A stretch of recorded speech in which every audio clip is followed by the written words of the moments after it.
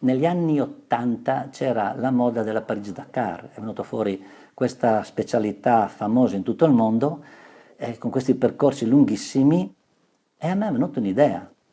Allora, perché non facciamo una gara di durata che duri, ma non avevamo i spazi sufficienti. L'idea me l'hanno data clienti di Lignano che venivano periodicamente a correre anche con me, mi ha detto: Flavio, perché non vieni una volta a fare i nostri percorsi che noi corriamo sugli argini, in spiaggia, facciamo dei percorsi tutti rettilini? Bello, ho detto, sono andato una volta con loro e mi ha affascinato questo percorso con rettilini interminabili, con questi curvoni incredibili, e poi la spiaggia, la sabbia che noi non avevamo mai fatto. Parlando col Gemmo ho detto: Giuliano, sai che c'è? Sì, ma è una formula che usano ancora, addirittura corrono di notte, perché non la facciamo a mezzanotte? Bellissima idea. Ed è nata la 12 ore di enduro.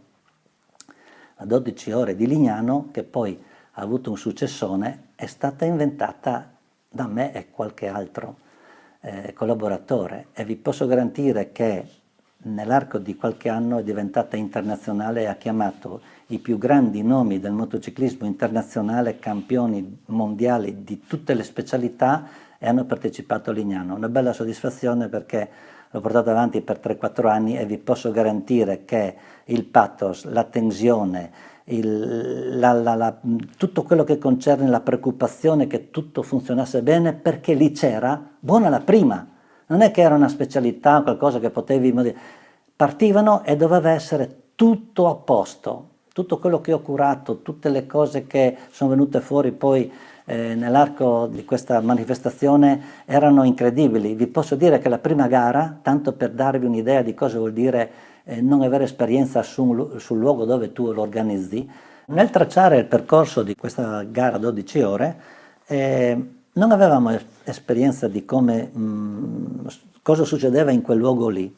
Perciò quando ho tracciato la prova speciale che partiva da Terrazzo Mare alla foce del tagliamento, un lungo rettilineo, ogni tanto per dei passaggi si metteva delle frecce rifrangenti o comunque addirittura delle piccole boccette accese, no? Che potessi indicare la strada, naturalmente essendo buio non potevi vedere. Ma non avevo fatto caso alle maree.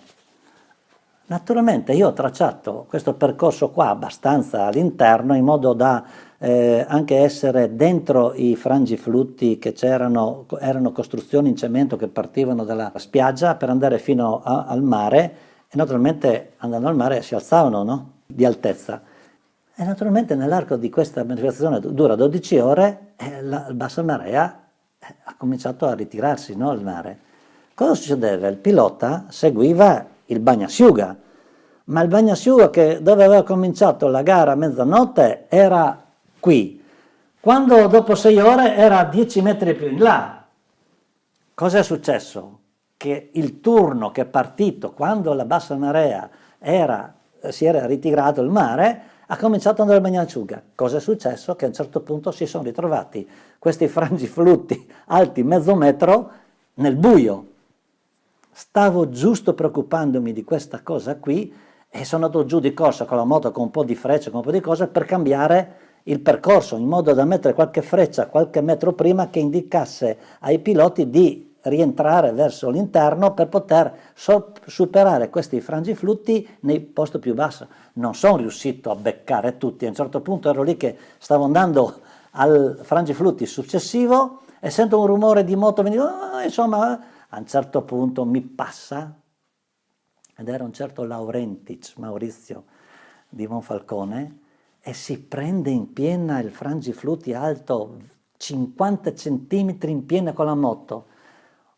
Ho sentito solo un boom, un urlo, oh! Questa moto che girava a 180 gradi nel buio col faro che illuminava cielo, spiaggia, e sentito il pom, questo dolore della schiena. Corro verso di lui per chiedergli se ha fatto male. Tirami sulla moto, ed è partito contrario, contro la partenza, perché era andato fuori di orientamento. Si è accorto dopo 300 metri, tornato dietro, metti le frecce, quel cazzo di frecce! Insomma, questo è un altro aneddoto. 12 ore di intervento, avremo una giornata da raccontare.